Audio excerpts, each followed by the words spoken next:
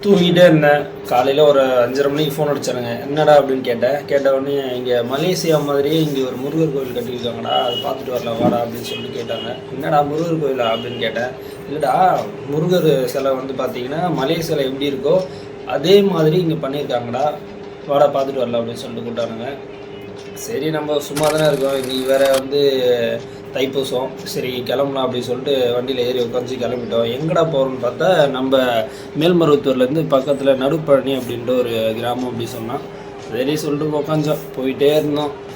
ஏதோ சொல்லிகிட்டே வந்தானுங்க, இப்படிடா அப்படிடான்ட்டானுங்க. நான் வந்து சரி பார்ப்போம் இப்படி தான் இருக்குது அப்படின்னு சொல்லிட்டு கிளம்பி உக்காந்துட்டோம்.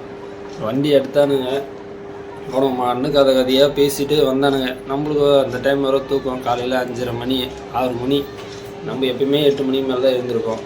சரி முருகரை பார்க்கறது, நீ சீக்கிரமாக எழுந்து குடிச்சிட்டு கிளம்பி வரலான்னு வந்தால் போகிறானுங்க போயிட்டே இருக்கானுங்க. ஒரே பனி வேறு அதிகமாக இருக்குது. கோயில் போர்டை காட்டினோடனே தான் அப்பா வந்துச்சா அப்படின்ட்டு. கோயில் என்ட்ரன்ஸே பார்த்தீங்கன்னா கடைங்க. இதுக்கப்புறம் வந்து நைட்டாக நடந்து போயிட்டே இருந்தானுங்க. என்னை விட்டானுங்க. எங்கடா அப்படின்னு பார்த்தா அவனுக்கு கிளம்பி போயிட்டே இருக்கானுங்க. சரி உள்ளே போய் பார்ப்போம் அப்படின்ட்டு பார்த்தா என்ட்ரன்ஸ்லேயே வந்து எல்லா கடைகளும் போட்டிருந்தாங்க. என்ட்ரன்ஸை பார்த்தா சிம்பிளாக இருக்க மாதிரி தான் இருந்துச்சு. பக்கத்துலேயே அந்த ஒரு ஆலமரத்தை சுற்றி மாடுலாம் கட்டி வச்சுருக்காங்க. என்னடா இங்கே மாடு கட்டி வச்சுருக்காங்க அப்படின்னு சொல்லிட்டு கேட்டதுக்கு கோவிலுக்கு வேண்டிக்கிட்டு நிறைய பேர் மாடு கொடுப்பாங்க, அதெல்லாம் இங்கே வச்சு வளர்க்குறாங்க அப்படின்ட்டு சொன்னாங்க. இது ஒரு நல்ல விஷயமா இருக்குது, பரவாயில்லடா, கோவிலுக்கு மாடெல்லாம் கொடுத்து அதை வேறு பராமரிக்கிறாங்க, நல்ல விஷயந்தான் அப்படின்னு சொல்லிட்டு என்ட்ரன்ஸ் இருந்தது. என்ட்ரன்ஸ் சாமியை தொட்டு கும்பிட்டு சரி உள்ளே போகலாம் அப்படின்னு பார்த்தேன். எங்கடா கோயில் அப்படின்னு கேட்டவுடனே, இதுதான்டா கோயில், என்னடா சிம்பிளாக இருக்குது அப்படிங்கிறேன். டேய் பார்க்க தான் சிம்பிளாக இருக்கும், உள்ளே வந்து பாரு எந்த லெவலில் இருக்குது அப்படின்னு சொல்லிட்டு சொன்னான். சரி வா போகலாம் சொல்லிட்டு என்ட்ரன்ஸை தொட்டு கும்பிட்டு போனோம். அருமையான முருகர் தரிசனம் காலையிலேயே. இவ்வளோ காலையில் முருகருடைய தரிசனம், தைப்பூசம் அதுவும் நம்மளுக்கு கிடச்சது பெரிய விஷயம் அப்படின்னு சொல்லிட்டு கன்னத்தில் போட்டுக்கிட்டு கிளம்புனோம். அப்படியே வாடான்னு சொல்லிட்டு கூப்பிட்டுட்டே போனான். அது உள்ள என்ட்ரன்ஸு வேல் வச்சு விளக்கு ஏற்றி வச்சுருந்தாங்க. நல்ல ஒரு விசிபிளான காட்சி.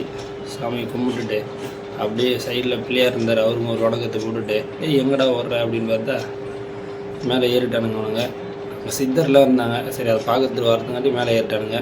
இங்கேருந்து பார்த்தா முருகருக்கு கல்யாணம் ஆன அந்த சிலை எல்லாமே சூப்பராக வடித்து வச்சுருந்தாங்க.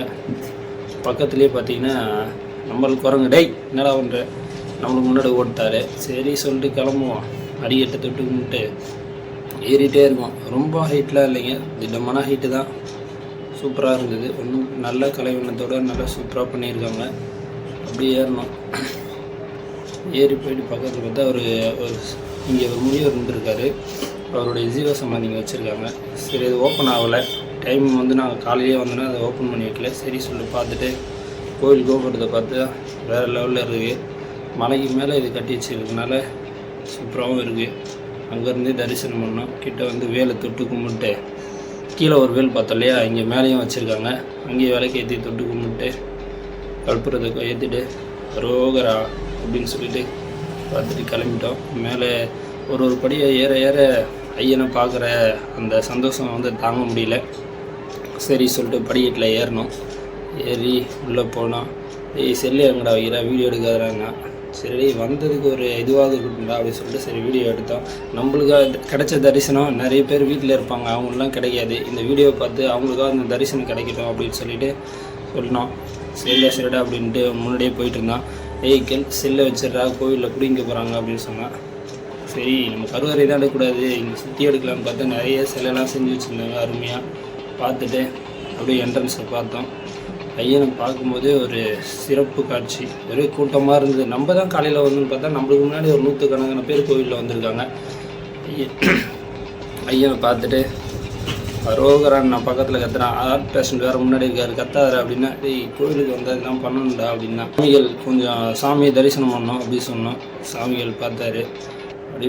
சரி நைஸ். அப்படியே எட்டி பார்த்தா தலைவன் சைடில் பார்க்கும்போது வேறு லெவலில் ஐயனை கையெடுத்து கும்பிட்டு அரோகரா, வேல் முருகனுக்கு அரோகரான்னு சொன்னோம். ஐயன் சூப்பராக தரிசனம். காலங்காலத்தில் இதுமாரி ஒரு தரிசனம் நம்ம எதிர்பார்க்கவே இல்லை. கூட்டம் இருந்தது. கிட்டத்தட்ட ஒரு 1/2 hour 1 hour வெயிட் பண்ணிட்டு தான் நம்ம இப்போ பார்க்குறோம். இது நான் கொஞ்சம் வீடியோ வந்து கட் பண்ணிட்டேன், வெயிட் பண்ணி இந்த வீடியோலாம். இது நம்ம கொஞ்சம் அவ்வளோ இருந்தால் நீங்கள் பார்க்க மாட்டீங்க, லென்த்தாக போவோம் அப்படின்றதுக்காக கட் பண்ணிட்டேன். தரிசனத்தை மட்டும்தான் உங்களுக்கு காமிக்கிறேன். இதுக்கப்புறம் பார்த்திங்கன்னா கோயில் வராகத்தை அப்படியே வந்து சுற்றி வந்துட்டோம். சுற்றி வந்து எங்கடா போகிறீங்க, வாடா கொண்டார உட்காந்துருந்துட்டு போகலான்னு சொன்னேன். அவனுங்க இல்லைடா டைம் வச்சுடா வேலைக்கு போகணும் அப்படின்னாடி, கோயிலுக்கு தான் வந்தாச்சு கொஞ்சம் நேரம் உட்காந்துட்டு போகலாம்டா அப்படின்னு சொன்னேன்.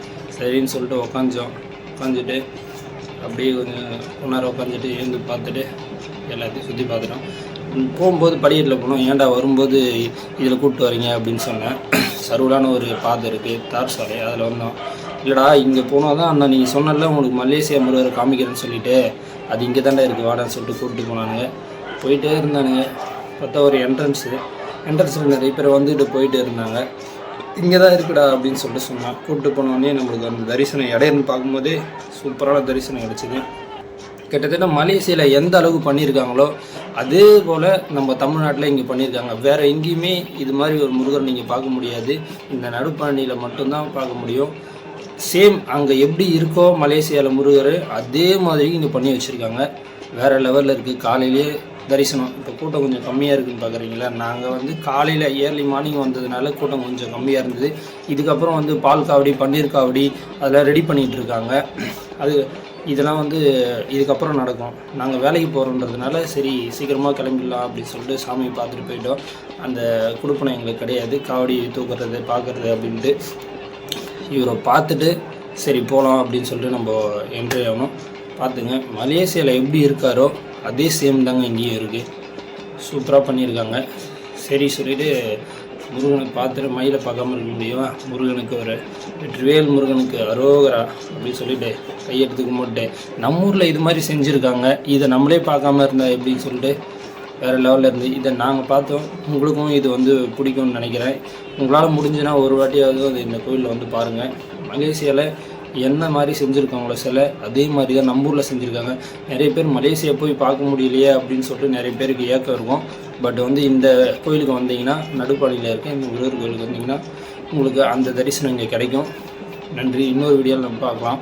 சரி சொல்லிட்டு என்னடா இவ்வளோ தூரம் வந்துட்டு காவடிலாம் பார்க்காம போகிறோமே அப்படின்னு சொல்லிட்டு நம்ம கீழே மலையை விட்டு கீழே இறங்கணும். இறங்கும்போது பார்த்தீங்கன்னா கோயிலுக்கு முன்னாடி பார்த்தீங்கன்னா நிறைய பேர் வந்து காவடியெலாம் எடுத்துகிட்டு வந்திருந்தாங்க. அந்த காவடி எடுத்துகிட்டு இந்த ஆர்டர் காட்சியெலாம் ரொம்ப சிறப்பாக இருந்தது. இதையும் எங்களால் வந்து தரிசனம் செய்ய முடிஞ்சது.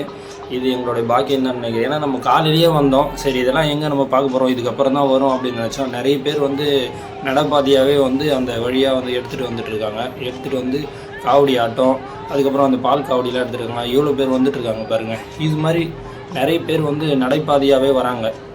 யாரெல்லாம் இந்த கோவிலுக்கு போயிருக்கீங்களோ என்னோட கமெண்ட்டில் பதிவு பண்ணுங்கள். போகாதவங்க இந்த கோயிலை போய் பாருங்கள். இந்த வீடியோ பிடிச்சிருந்தா ஒரு லைக் பண்ணுங்கள். நம்ம சேனலை மறக்காமல் சப்ஸ்கிரைப் பண்ணுங்கள். நன்றி, வணக்கம்.